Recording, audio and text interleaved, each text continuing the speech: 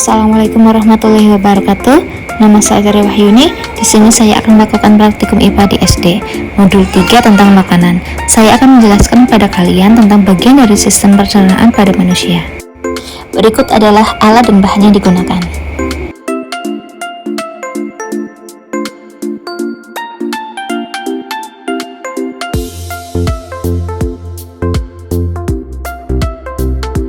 Sistem pencernaan manusia terdiri dari saluran pencernaan utama dan organ pencernaan pelengkap yang bersama-sama berfungsi mengolah makanan dari mulut hingga anus.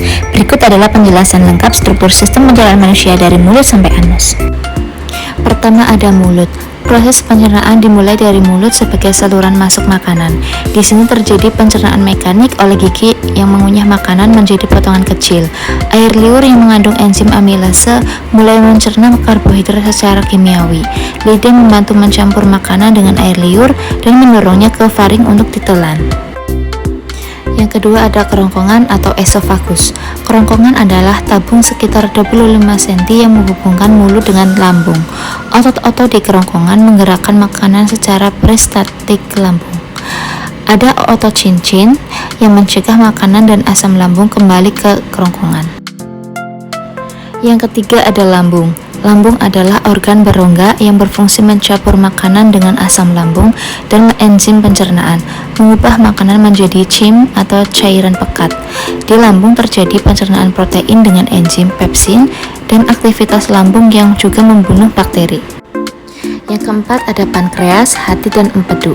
Hati adalah organ pelengkap dalam sistem pencernaan karena akan membentuk cairan empedu yang diperlukan dalam proses pencernaan lemak. Cairan empedu ini berwarna kuning kehijauan yang mengandung garam, kolesterol, dan lecitin. Cairan empedu tersebut lalu akan ditampung di kantung empedu sebelum digunakan di usus halus. Jadi, kantung empedu fungsinya menyalurkan empedu ke usus halus. Kalau hati berfungsi untuk menghasilkan empedu.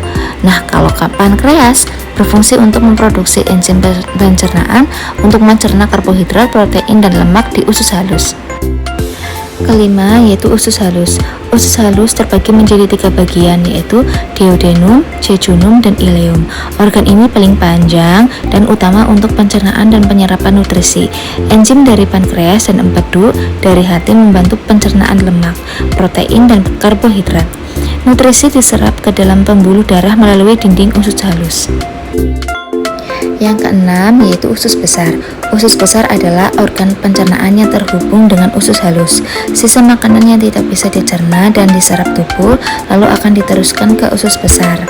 Karena usus besar berfungsi untuk membusukkan sisa makanan tadi dan mengubahnya menjadi feses dengan dibantu oleh bakteri Escherichia coli. Nah, di usus besar terdapat beberapa bagian, yaitu yang pertama ada kolon sebagai tempat pemadatan feses atau penyerapan kembali air dari zat sisa makanan. Yang kedua yaitu rektum sebagai tempat penyimpanan feses sementara waktu. Yang ketujuh ada rektum dan anus. Sebelum feses dikeluarkan dari tubuh melalui anus, feses akan disimpan terlebih dahulu di dalam rektum. Di rektum ini, sensor akan mengirimkan sinyal ke otak untuk memutuskan apakah feses perlu dikeluarkan atau tidak. Jika feses perlu dikeluarkan, anus akan berfungsi sebagai tempat untuk membuang feses atau zat sisa makanan tersebut.